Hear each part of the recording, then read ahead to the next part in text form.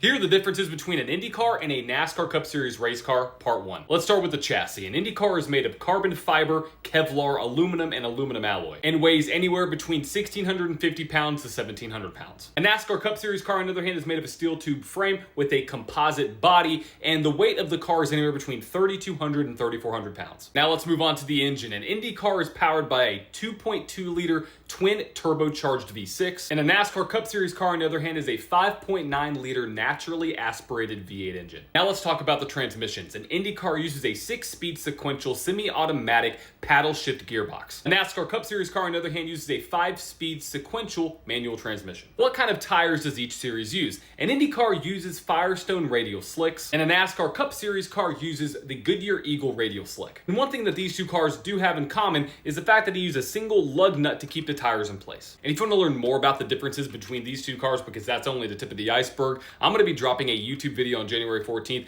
going deep into the differences between an IndyCar and a NASCAR Cup Series car going into the 2025 season. And if you're an IndyCar or NASCAR fan, hit that follow button.